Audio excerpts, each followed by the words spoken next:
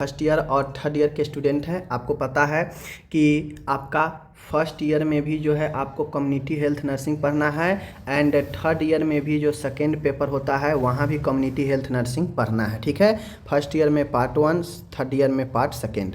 आज की इस वीडियो में हम लेकर आए हैं मैचिंग जिसको कहते हैं वो लेकर आए हैं, और इस मैचिंग से रिलेटेड बहुत सारे आपको ऑब्जेक्टिव जो है क्लियर होंगे। आपको ट्रू फॉल्स में भी मदद मिलेगा, अगर आपसे फिलअप पूछा जाएगा वहाँ भी मदद मिलेगा, और अगर मैचिंग पूछ देगा तो वहाँ तो ये आएगा ही। ठीक है, लगभग हम 70 से 80 के आसपास लेकर आए हैं, जिसको आप लोग अच्छे से देखेंगे तो बहुत सारे कॉन्सेप्ट क्लियर होगा थर्ड ईयर और आपको फर्स्ट ईयर दोनों के लिए। ठीक है, एग्ज़ाम है तो उस दृष्टिकोण से आप लोग ज़रूर देखिएगा। चलिए शुरू करते हैं। सबसे पहला यहाँ पे प्रश्न है, देखते चलिएगा।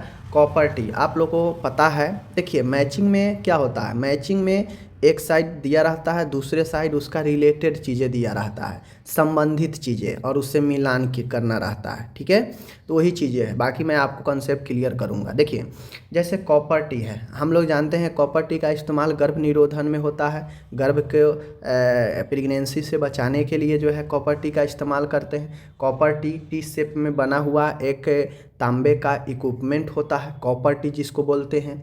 तो यह गर्भ निरोधक का काम करता है कॉपर्टी, समझ गए। दूसरा है कि यहाँ पे देख लीजिए विटामिन ए ई डी के। अब विटामिन ए ई डी के क्या होता है, ये सब विटामिन है। विटामिन 2 कैटेगरी में बांटा गया है, एक जो जल में घुलनशील हो, एक जो आपके वसा में घुलनशील हो। ठीक है, यानी वाटर में सोलूबल और फैट सोलूबल। तो हम जानते हैं विटामिन बी के जितने सारे कम्प्लेक्स हैं, विटामिन बी वाला और सी, यह दोनों जल में घुलनशील होता है, बाकी जितने भी बच जाते हैं वह सब फैट में घुलनशील है। तो ए ई डी के ये सब वसा में घुलनशील है, फैट में। ठीक है, आगे बढ़िए। नेक्स्ट है ORS। ORS क्या करता है, डिहाइड्रेशन को दूर करता है, निर्जलीकरण को दूर करता है। ठीक है, ORS डायरिया का फर्स्ट चॉइस जो होता है वह आपका ORS ही होता है। तो ORS जो है काफ़ी महत्वपूर्ण होता है, समझ गए। आगे है यहाँ पे आयरन होता है। हम लोग जानते हैं कि हम भोजन जो लेते हैं, आहार जो लेते हैं, हमारे आहार से बहुत सारे खनिज, लवण, प्रोटीन ये सब मिलता है बहुत कम मात्रा में। हम बहुत सारे भोजन करते हैं तो जाके जो है हमें बहुत सारे छोटे अमाउंट में हमें प्रोटीन, खनिज, लवण, विटामिन ये सब मिलता है, समझ गए। और जैसे आप 4 किलो 5 किलो दूध को आप उबालते आप उसे खोआ निकालेंगे तो मुश्किल से कहीं उसमें से 250 से आधा किलो 5 केजी दूध में निकलेगा। तो उसी प्रकार से हम इतना सारा भोजन करते हैं, बट इतना सारे भोजन से बहुत कम मात्रा में जो है विटामिन, खनिज, प्रोटीन ये सब मिलता है, समझ गए। कितना ऑब्जर्व होता है समझ लीजिए। तो उसी प्रकार से आयरन भी हमारे इसी से मिलता है। आयरन का बहुत सारे स्रोत होता है, पालक, हरे साग सब्जियाँ से मिलता है, पालक में आयरन का भरपूर मात्रा होता है। दूध से प्रोटीन बढ़िया मिलता है, कैल्शियम मिलता है। ठीक है, मांस, मच्छी, अंडली, यहाँ से आपको प्रोटीन वगैरह मिल जाता है। तो पालक अच्छा स्रोत माना जाता है आयरन का। ठीक है, आगे है सोयाबीन में सबसे ज़्यादा, खाद्य पदार्थ में सबसे ज़्यादा प्रोटीन की बात किया जाएगा तो उच्च प्रोटीन सोयाबीन में ही होता है, लगभग 40%। ठीक है, आगे छठा है पीलिया। जॉन्डिस जो होता है वह एक लीवर का बीमारी है। ठीक है ना, लीवर में आपका जो है एंजाइम होता है AGPT, ठीक है, AGOT, ये सब बढ़ जाता है, और इसमें एक बिलुब्रिन होता है। ठीक है, बिलुब्रिन होता है, वह बिलुब्रिन लेवल अगर बढ़ जाएगा तो लीवर में जॉन्डिस जो है आपका लीवर का एक समस्या है। ठीक है, DDT। ठीक है, DDT जो होता है मैं आपको बता दूं यहाँ पे। चलिए अब आता है यहाँ पे DDT के बारे में हमसे पूछा जा रहा है। तो देखिए DDT के जो छिड़काव करते हैं, क्यों करते हैं, कीटनाशक को मारने के लिए। ठीक है, DDT एक आपका केमिकल फॉर्मेशन होता है, रसायन होता है जो कीट पतंगों को क्या करता है, नष्ट करता है। ठीक है, तो DDT का फुल फॉर्म आप लोग कमेंट कीजिएगा। ठीक है, DDT का फुल फॉर्म। चलिए नेक्स्ट चलते हैं। नेक्स्ट आपके सामने है, मैं बता दूं, फ्लैश कार्ड। आपको पता होना चाहिए कि जो फ्लैश कार्ड होता है, बहुत सारे फ्लैश कार्ड हो गया, बैनर हो गया, पंपलेट हो गया, LED हो गया, प्रोजेक्टर हो गया, ये सब ऑडियो विजुअल एड्स है, AID, ठीक है ना। ऑडियो विजुअल एड्स है जो एक टीचिंग का, एक शिक्षा का, स्वास्थ्य शिक्षा का अच्छा माध्यम माना जाता है, ठीक है ना। तो फ्लैश कार्ड हो गया, पंपलेट हो गया, कोई भी डिजिटल बोर्ड हो गया, ठीक है ना, ये सब आपका टीचिंग का एक अच्छा माध्यम है, ऑडियो विजुअल एड्स का प्रकार है, ठीक है। आगे बढ़े, आगे है लॉ जॉक। आपको पता होना चाहिए कि लॉ जॉक जो होता है वह आपका धनुष के आकार का शरीर बन जाता है, हाथ पैर टाइट होने लगता है और यह टिटनस में होता है। टिटनस का आता है, टीटी का टीका आता है टिटनस टॉक्साइड का, जो दिया जाता है व्यक्ति को टिटनस से बचाव के लिए, समझ गए। चलिए 10वां है ब्लीचिंग पाउडर है। ब्लीचिंग पाउडर का इस्तेमाल हम लोग पानी का शुद्धिकरण में भी करते हैं, ठीक है, ध्यान में रखिएगा। तो इस चीज़ों को ध्यान में आपको रखना है, ठीक है। पानी का शुद्धिकरण क्लोरीनेशन, क्लोरीन के गोली डालने से भी होता है, समझ गए।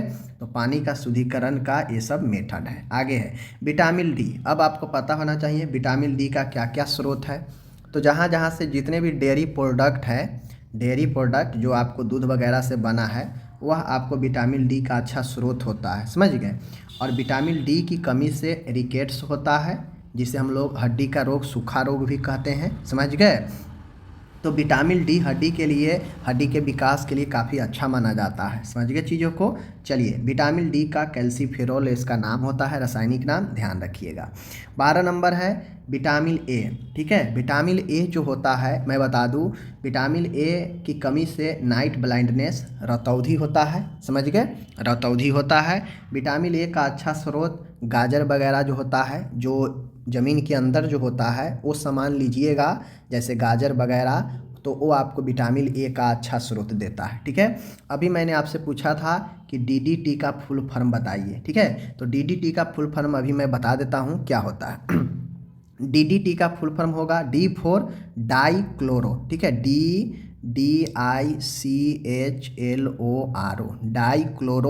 डाइक्लोरो, डाइफिनाइल ट्राइक्लोरो इथेन, ठीक है।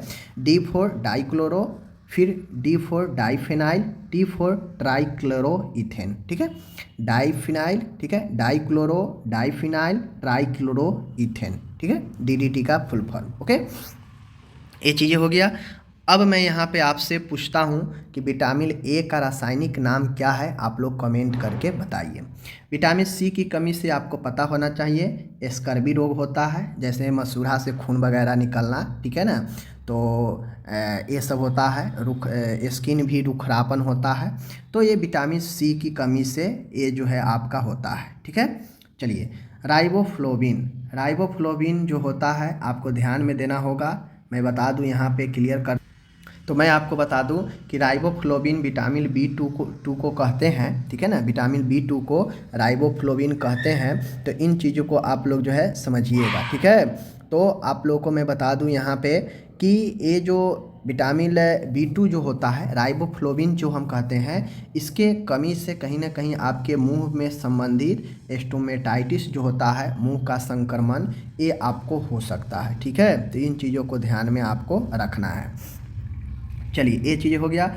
नेक्स्ट है, कहता है यहाँ पे देख लीजिए विटामिन के। अब विटामिन के की कमी होने से जो रक्त है आपका ज़्यादा पतला हो जाएगा, थक्का नहीं बना पाएगा, ठीक है ना।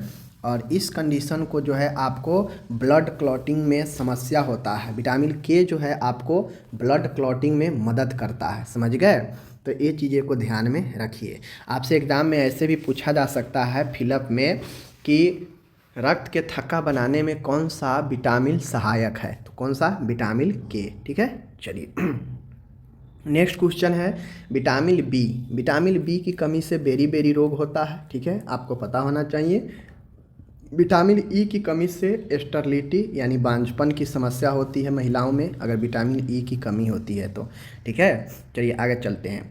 नेक्स्ट है आयरन की कमी से एनीमिया रोग होता है, जिसमें हीमोग्लोबिन की स्तर कम जाता है। अब हीमोग्लोबिन का स्तर जैसे ही लेवल कमेगा तो बॉडी में ऑक्सीजन का भी संचरण कम जाता है, जिससे बॉडी पीला दिखने लगता है, ठीक है ना। तो एनीमिया, आयरन की डिफिशियंसी एनीमिया भी होता है, फॉलिक एसिड डिफिशियंसी एनीमिया भी होता है। तो बहुत सारे एनीमिया का अलग अलग प्रकार है, उसमें से आयरन की कमी से भी एनीमिया होता है, ठीक है। 19 नंबर का है प्रोटीन की कमी से प्रोटीन डिफिशियंटी जो रोग होता है वह क्वास्कियोर है। क्वास्कियोर जो रोग होता है वह प्रोटीन की कमी से होता है, समझ गए। आयोडीन की कमी से ग्वाइटर, जिसे घेघा रोग कहते हैं, इसीलिए लोग कहता है कि उचित मात्रा में पोषण भोजन में, आहार में सब चीज़ होना चाहिए, ठीक है ना। तो उसमें से आयोडीन का भी होना जरूरी है। ओके, नेक्स्ट क्वेश्चन है WHO। WHO क्या है? तो WHO आप लोग को पता होना चाहिए, जिसका मुख्यालय जेनेवा स्विट्जरलैंड में है। WHO एक अंतर्राष्ट्रीय एजेंसी है जो पूरे विश्व पर स्वास्थ्य के क्षेत्र में काम करता है, ठीक है ना। 22 है ट्यूबरक्लोसिस, जिसे हम लोग टीबी कहते हैं। यह जो है ट्यूबरक्लोसिस को ठीक करने के लिए डॉट्स थेरेपी दी जाती है, ठीक है। तो आपको एक चीज़ पता होना चाहिए कि ट्यूबरक्लोसिस में डॉट्स थेरेपी चलता है, जिसे direct observe treatment short course कहा जाता है, समझ गए। ट्यूबरक्लोसिस किसके कारण होता है? तो एम बैक्टीरिया होता है, माइकोबैक्टीरियम ट्यूबरक्लोसिस के कारण होता है, समझ गए। तो ये चीज़ें ध्यान में रखिएगा। 23 नंबर है गृह भेंट, होम विजिट। देखिए वीडियो जो मैं बताता हूँ ध्यान से देखिएगा, सब क्वेश्चन में कुछ ना कुछ एक्स्ट्रा चीज़ें बता रहा हूँ।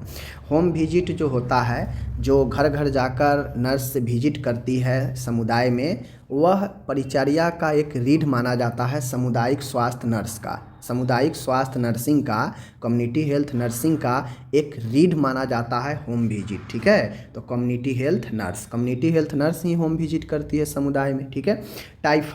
टाइफाइड जो होता है वह सल्मोनेला टाइफी के कारण होता है। यह जीवाणु का नाम है सल्मोनेला टाइफी, ठीक है।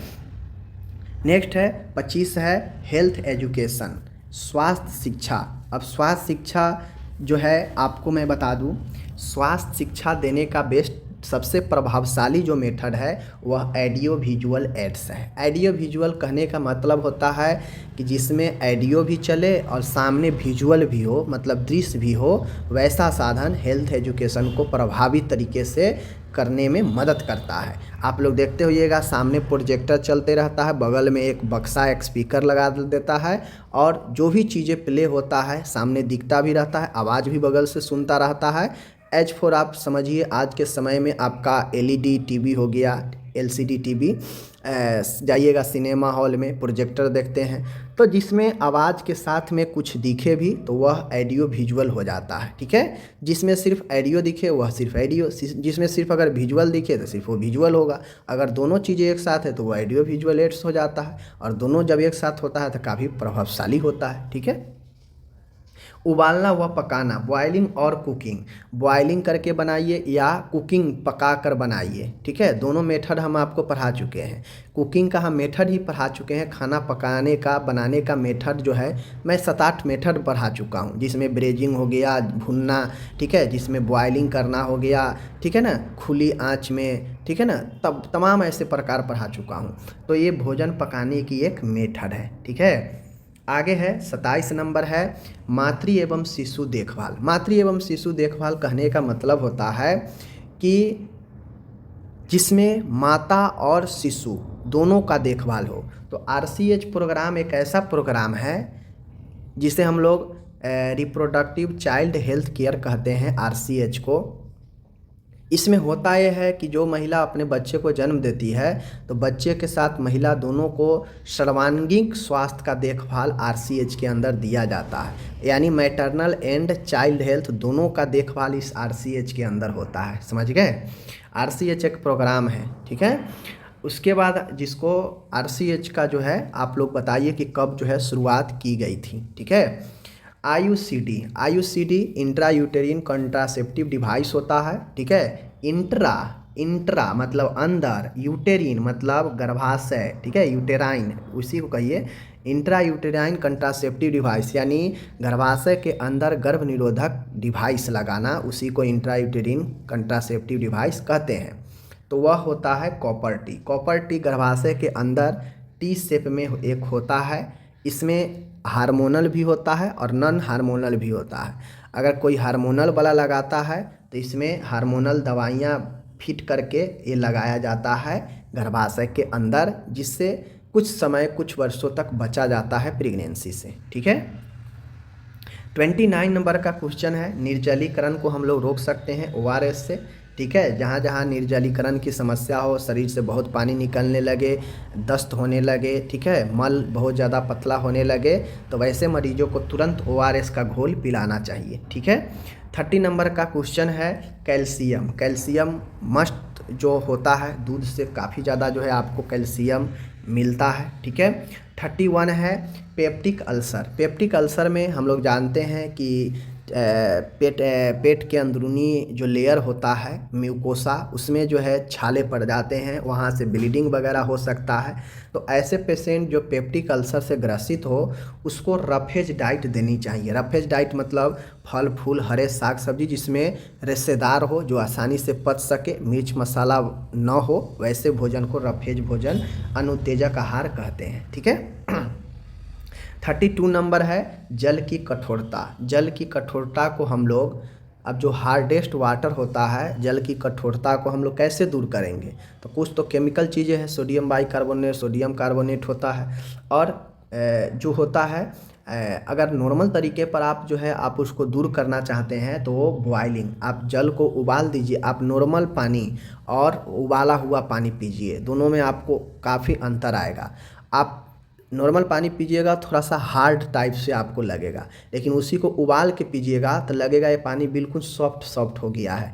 तो वही है, जल की कठोरता को आप उबाल के भी दूर कर सकते हैं, ठीक है। 30 नंबर का क्वेश्चन है फ्लाई।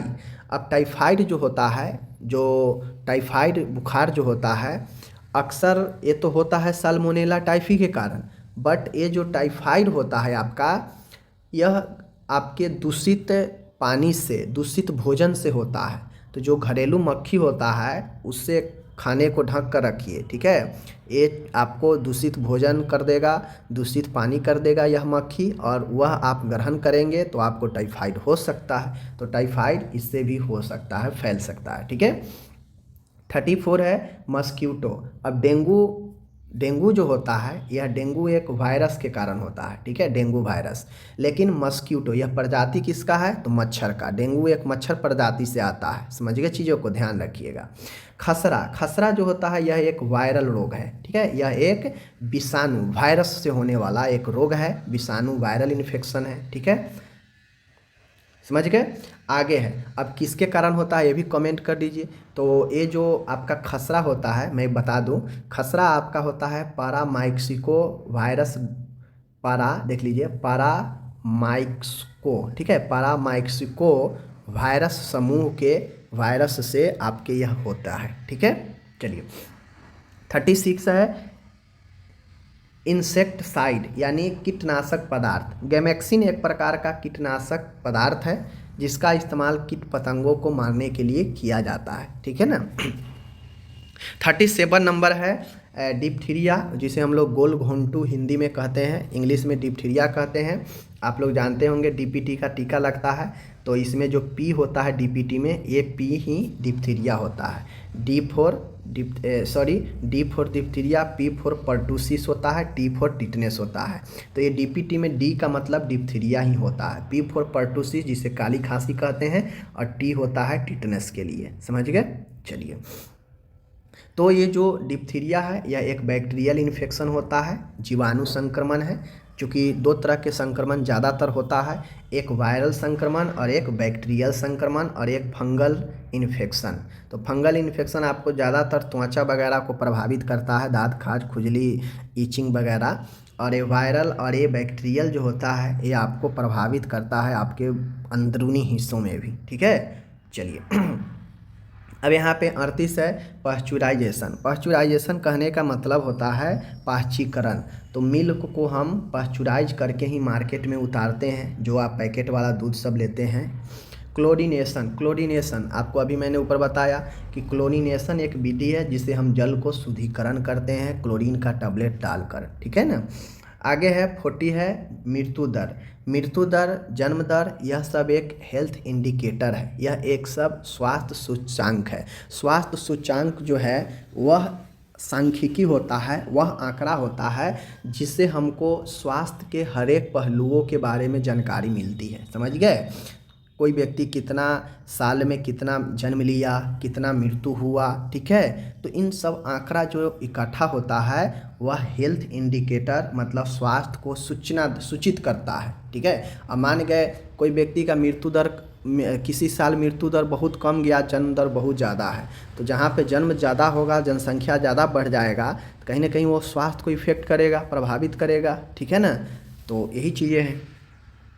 अब आता है एस्केरियासिस गोल कृमि, जिसे जंतु बाधा कहते हैं। देखिए अब जो गोल कृमि होता है, पेट में जो होने वाला एस्केरियासिस है, यह आपका इंटेस्टाइन पैरासाइट होता है। यह आपको आंत को प्रभावित करता है। जैसे बच्चे सब में ज़्यादा होता है कीड़ा, पेट में कीड़ा हो जाना, ठीक है ना। तो वह सब जो है ज़्यादातर गोल कृमि होता है, ठीक है। लेकिन मैं बता दूँ, वो जो कीड़ा होता है ना, आंत को इन्फेक्ट ज़्यादा करता है, आंत को ज़्यादा इफेक्ट करता है, समझ गए। इसीलिए इसे आंतरीय परजीवी कहा जाता है, समझ गए।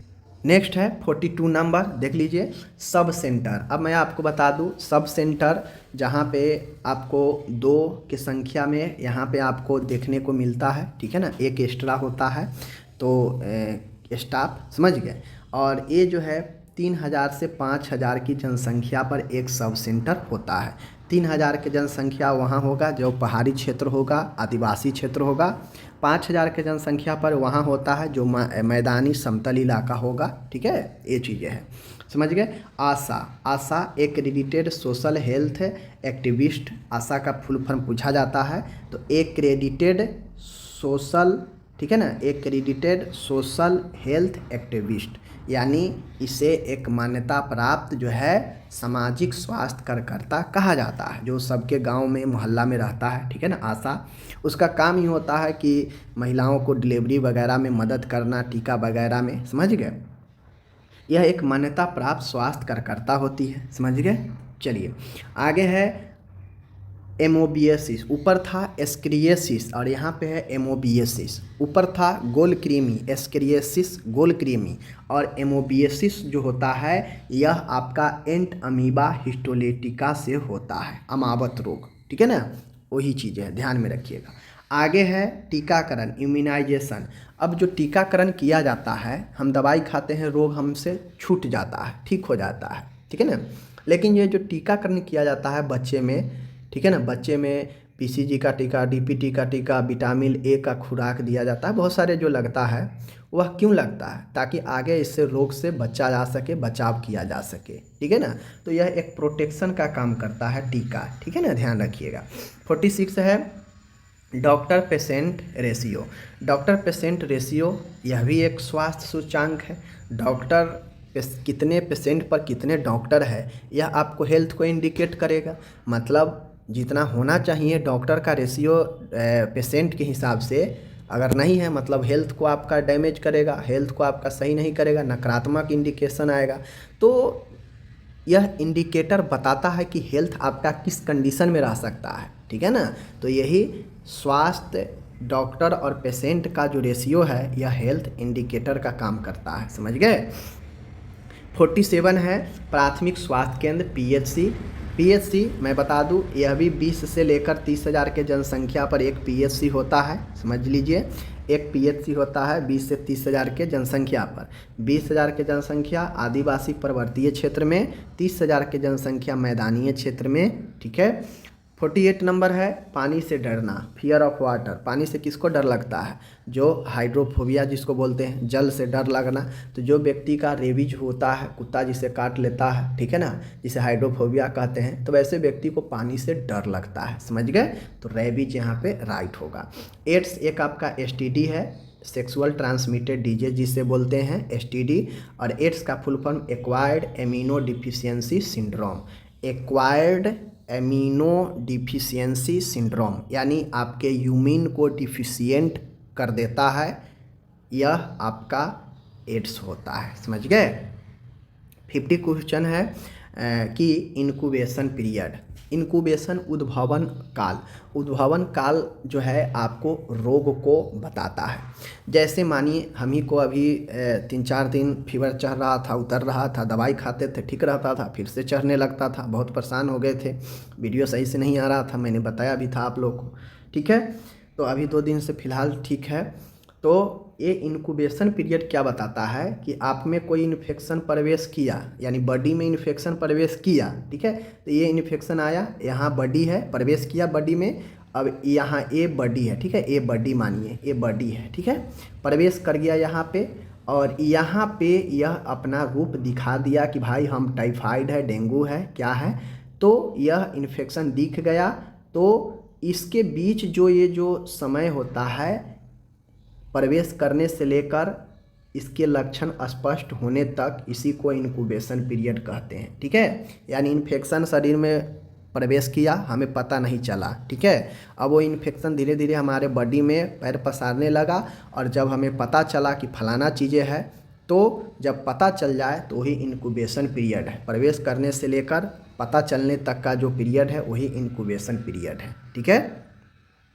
आगे है 51 है बिटॉट स्पॉट। आपको पता होना चाहिए, आपके आँखों के आसपास एक स्पॉट धब्बा सा बन जाता है, और यही बिटॉट स्पॉट होता है, यह विटामिन ए की डिफिशियंसी से होता है।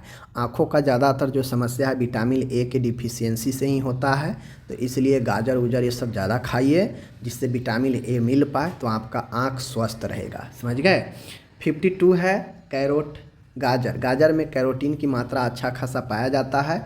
अगर आप गाजर लेते हैं तो आपको जो है कैरोटीन का समस्या नहीं होगा, समझ गए। तो ये चीज़ों को ध्यान में रखना है। 53 नंबर का है कि मल निस्तारण एक्सट्रैक्टा डिस्पोजल। अब देखिए, आप हम लोग देखते हैं गांव में कि बाथरूम में लैट्रिन बना हुआ है, उसके बगल में टैंक बना होता है, ठीक है। तो वह क्या करता है कि वो जो है एक अच्छे तरीक़ा से मल के निस्तारण करने के लिए टैंक बनाया जाता है, तो वही सेप्टिक टैंक जो है एक्सट्रैक्टा डिस्पोजल करने के लिए होता है, ठीक है। 54 है दंत क्षरण, डेंटल कैरेज। ज़्यादा फ्लोरीन का इस्तेमाल आपके दांतों को क्षय करने लगेगा, तो इसलिए फ्लोरीन का लिमिट में होना चाहिए। ज़्यादा फ्लोरीन नहीं सुनते हैं कि फ्लोरीन का इस एरिया में ज़्यादा है, तो वो फ्लोरीन आपके दांत को क्षय कर सकता है, ठीक है। Dental carriage. राउंड वर्म जो गोल कृमि होता है, अब आप ध्यान से यहाँ पे देखिएगा, गोल कृमि, राउंड वर्म, पेट में किसी भी प्रकार का कीड़ा हो जाए तो हम लोग जानते हैं या आप नहीं जानते हैं तो मैं बता दूं, मैंने बहुत सारी जगह पर थर्ड ईयर वाले जो हैं उनको पता भी होगा, सेकेंड ईयर में मैंने पढ़ाया भी है, फर्स्ट ईयर वाले हैं तो आपको हो सके नहीं पता है, लेकिन जान लीजिए कि गोल कृमि या पेट में कीड़ा होने पर मेबेंडाजोल, ठीक है, अल्बेंडाजोल, मेबेंडाजोल, ये सब जो दवा जोल वाला जो वीक में एक बार दिया जाता है, और देखते हुए कि 6 महीना पर एक बार खाना चाहिए लोग कहता है, तो ये कीड़े की दवाई होती है, मेबेंडाजोल, अल्बेंडाजोल, ये सब, ठीक है। 56 नंबर है पेलेग्रा, जिसे हम लोग पेलेग्रा एक रोग होता है जो किस विटामिन के कमी से होता है, तो विटामिन B3, जिसे हम लोग नियासिन भी कहते हैं, ठीक है ना, जिसे हम लोग क्या कहते हैं, नियासिन। नियासिन की कमी से विटामिन पेलेग्रा होता है, जिसे विटामिन B3 कहते हैं। 57 नंबर है मिल्क शुगर, दूध। दूध में क्या पाया जाता है, लैक्टोज पाया जाता है। मीठा, ज़्यादातर जो चीज़ें आपको मीठा लगेगा ना उसमें लैक्टोज मिलेगा ही मिलेगा, ठीक है ना। तो मिल्क शुगर जो होता है, दूध शर्करा, वो लैक्टोज उसमें पाया जाता है। 58 नंबर है स्टैंडिंग ऑर्डर, अस्थाई आदेश। कम्युनिटी हेल्थ में आपको अस्थाई आदेश के बारे में पढ़ना है। अस्थाई आदेश क्या करता है कि गैर चिकित्सकों को चिकित्सा करने की सीमित अनुमति, मतलब एज ए नर्स, आप नर्स हैं, ठीक है, तो आपको इतना ही लिमिट ऑर्डर दिया जाता है जितना आपको करना है, उस ऑर्डर से आगे आपको नहीं जाना है, ठीक है। तो यह अस्थाई आदेश, स्टैंडिंग ऑर्डर जो होता है वैसे कर्मियों के लिए होता है जो डॉक्टर, जो मेडिकल डॉक्टर नहीं है, जो चिकित्सक नहीं है, जो गैर चिकित्सक है, जो सिर्फ पेशेंट को असिस्ट करता हो, जैसे नर्स वगैरह, ठीक है। तो इन लोगों को सीमित चिकित्सा करने की अनुमति देता है स्टैंडिंग ऑर्डर, ठीक है। आगे है माल न्यूट्रिशन, कुपोषण। अब कुपोषण कब होता है, कुपोषण से कोई व्यक्ति, कुपोषण क्या है, कुपोषण यानी पोषण में कहीं ना कहीं कमी होना, तभी तो कुपोषण होगा। कुपोषित मतलब आप भोजन में ऐसे आहार नहीं ले रहे हैं जो शरीर को ज़रूरी है, जो शरीर को मिलना चाहिए। एक आप निश्चित संतुलित आहार आप नहीं ले रहे हैं जिससे कि शरीर को जो भी मांग है वह पूरा हो सके। आप ऐसे आहार नहीं ले रहे हैं तो आप कुपोषण के शिकार हो जाएंगे। तो कुपोषण मतलब अपर्याप्त संतुलित आहार, मतलब आप पर्याप्त मात्रा में संतुलित आहार का ग्रहण नहीं कर रहे हैं। और संतुलित आहार क्या होता है? तो संतुलित आहार वो आहार होता है जो शरीर के लिए सभी आवश्यक तत्व, खनिज, लवण पूरा कर सके, ठीक है, जिसमें पर्याप्त मात्रा में ये सब चीज़ें मौजूद हो जो शरीर के विकास, शरीर के विकास वृद्धि के लिए आवश्यक हो, वही संतुलित आहार होता है। नेक्स्ट है यहाँ पे सैनिटरी लैट्रिन। सैनिटरी लैट्रिन कहने का मतलब होता है स्वच्छ शौचालय। तो जो शौचालय, कौन सा शौचालय स्वच्छ शौचालय होता है? तो वैसा शौचालय जिसको सुरक्षित तरीके से हम लोग मल का निस्तारण करते हैं वह स्वच्छ शौचालय होगा, ठीक है। चलिए, विटामिन ए। विटामिन ए की कमी से आँखों का एक रोग होता है जीरोफ्थैल्मिया, यह रोग आपको होता है, ठीक है। तो जीरोफ्थैल्मिया जो होता है विटामिन ए की कमी से होता है, ठीक है।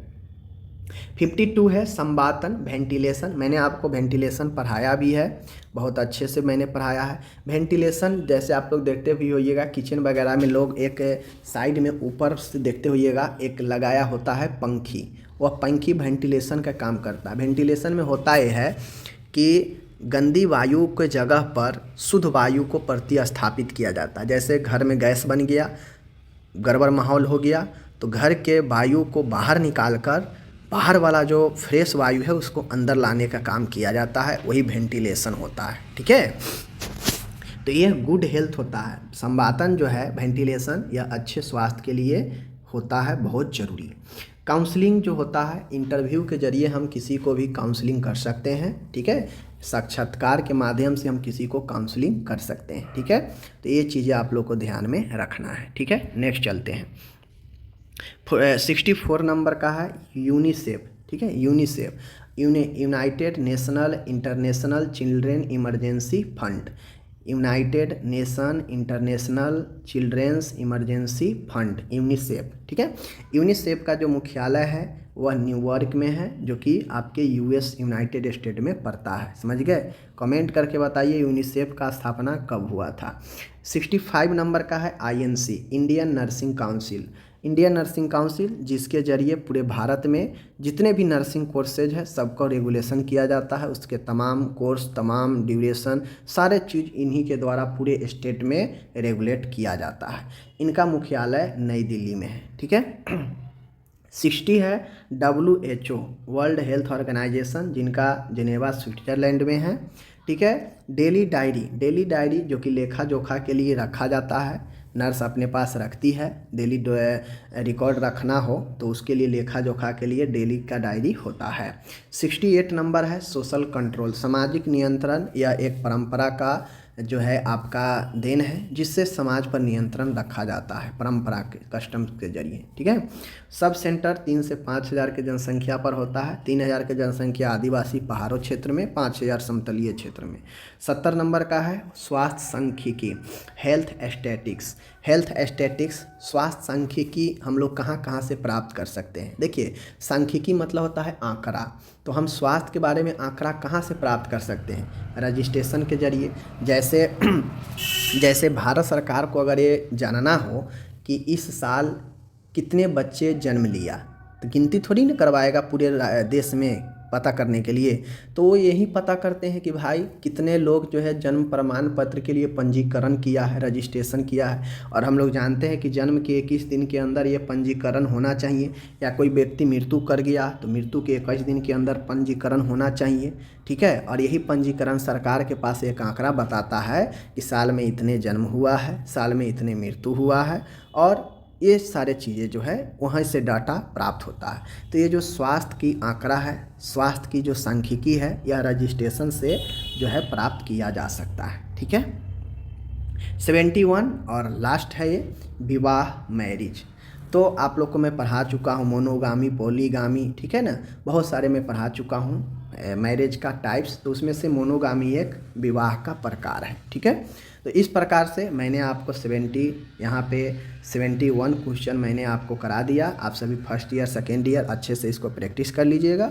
जितना हो सका मैंने इधर उधर थोड़ा एक्स्ट्रा बताया, और इसका जो है पार्ट 2 भी जल्दी आएगा। तो आप लोग फर्स्ट और थर्ड ईयर जो है इसको ज़रूर देख लीजिए अच्छे से 1-2 बार, ताकि आपको समझ में आ जाए, ठीक है। और मैं बार बार कहता हूँ सब्जेक्टिव पर ज़्यादा फोकस कीजिए। मैं टोटल कंप्लीट पढ़ा चुका हूँ आप लोगों को। तो आप 22 से 23 आपका एग्ज़ाम हो रहा है फर्स्ट ईयर वाले, तो आप 22 से 23 वाले प्लेलिस्ट में जाइए, मास्टर वीडियो देखिए, सब मैं पढ़ा चुका हूँ, ठीक है। बाकी ऑब्जेक्टिव सब धीरे धीरे कराएंगे, एग्ज़ाम तक आपके सारे चीज़ें कंप्लीट हो जाएगा। धन्यवाद।